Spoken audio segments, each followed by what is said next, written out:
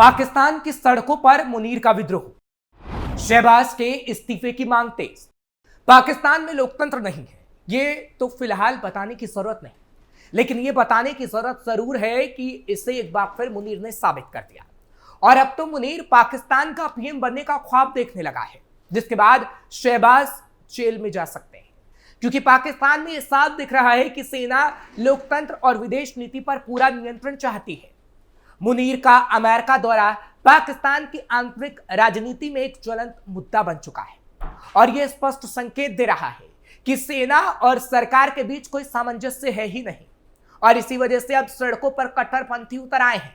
मुनीर का विद्रोह हो रहा है, शहबाज शरीफ के इस्तीफे की मांग तेज हो चुकी है और पीएम मोदी जैसा भारत को चला रहे हैं, वैसा शहबाज से पाकिस्तान को चलाने की मांग होने लगी है।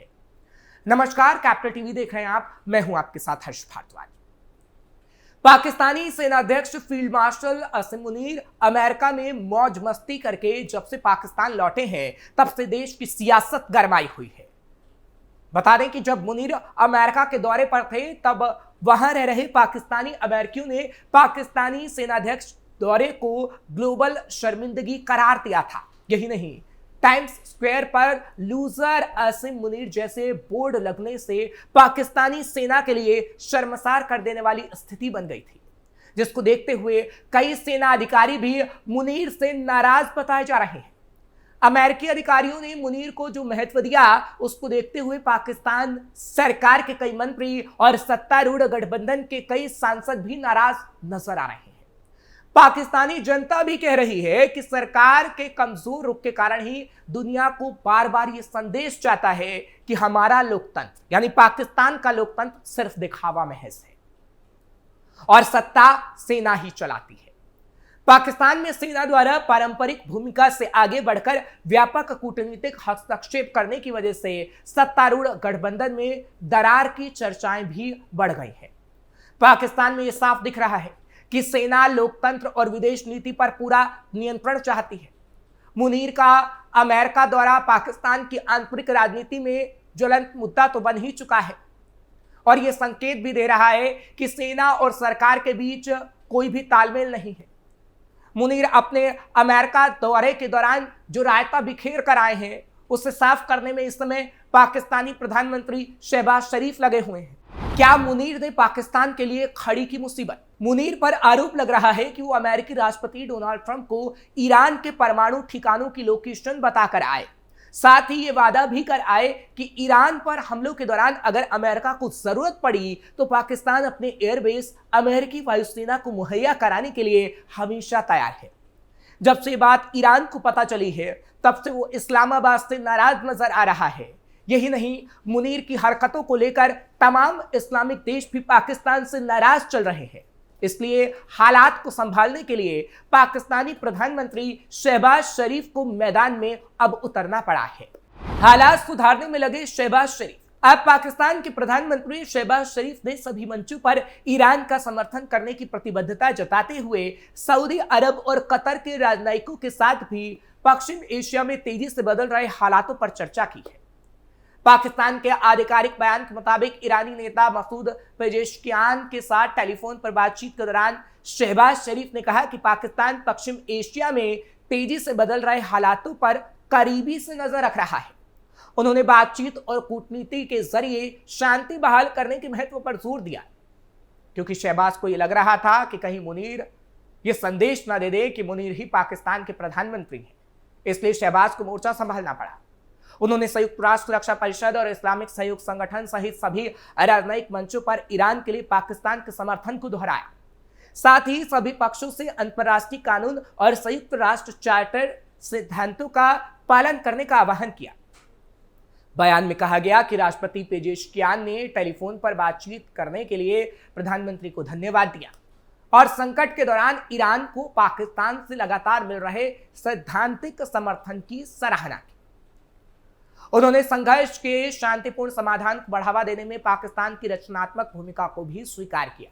अब ईरान भी समझ गया है कि किस तरीके से पाकिस्तान ने ईरान को धोखा देने का काम किया और ये मुनीर की वजह से हुआ। दरअसल राष्ट्रपति पेजेश्कियान के साथ 14 जून को टेलीफोन पर शहबाज शरीफ की बातचीत होती है।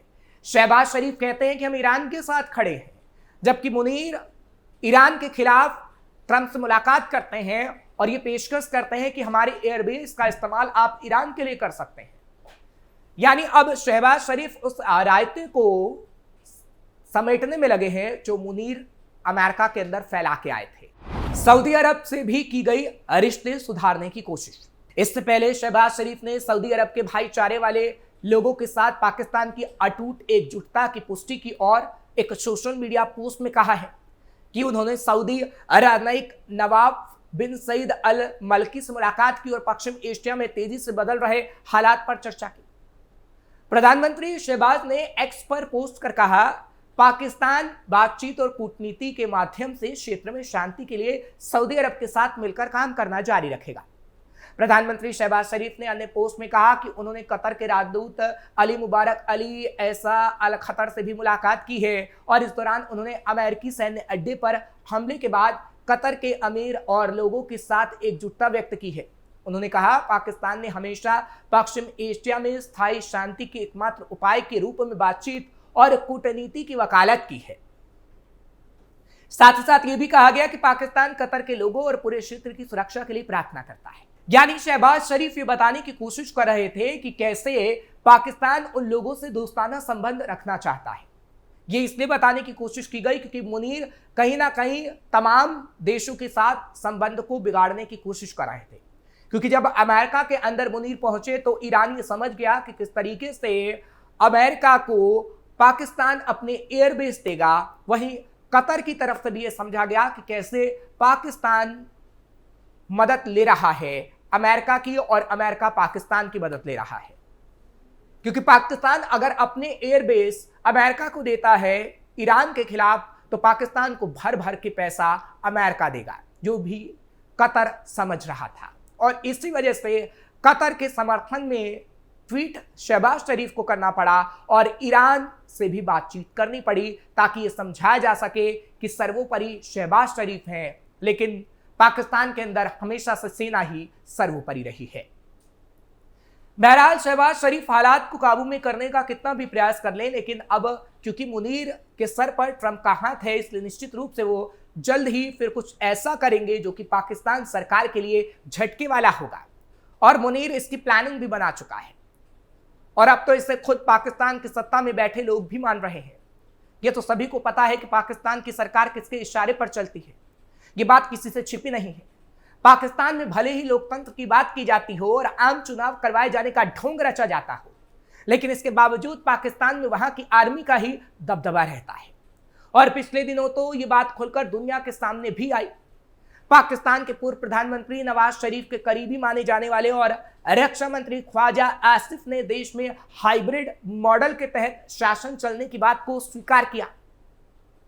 हाइब्रिड मॉडल वो होता है जिसमें सरकार और सेना मिलकर देश के लिए नीतियां बनाते हैं, लेकिन फिर भी पाकिस्तान में सेना के पास ही सत्ता की बागडोर है। पाकिस्तान में हाइब्रिड सरकार चल रही। ख्वाजा आसिफ ने कहा कि यह एक हाइब्रिड मॉडल है, यह एक आदर्श लोकतांत्रिक सरकार नहीं है। इसकी जरूरत तब तक है जब तक पाकिस्तान आर्थिक और शासन संबंधी समस्याओं से बाहर नहीं निकल जाता। उन्होंने आगे कहा कि अगर इस तरह का मॉडल 1990 में होता तो पाकिस्तान की राजनीति में उथल पुथल और सेना की टकराव वाली स्थिति से बचा जा सकता था। आसिफ ने कहा था कि पीएमएलएन और शरीफ के लिए एकमात्र यथार्थवादी विकल्प सेना के साथ समझौता करना है। यानी उन्होंने बता दिया कि पाकिस्तान में सेना ही सर्वोपरि है। उनका ऐसा बयान हालांकि ऐसे समय पर आया जब पाकिस्तान के सेना प्रमुख आसिम मुनीर की मुलाकात अमेरिका के व्हाइट हाउस में डोनाल्ड ट्रंप से हो रही थी।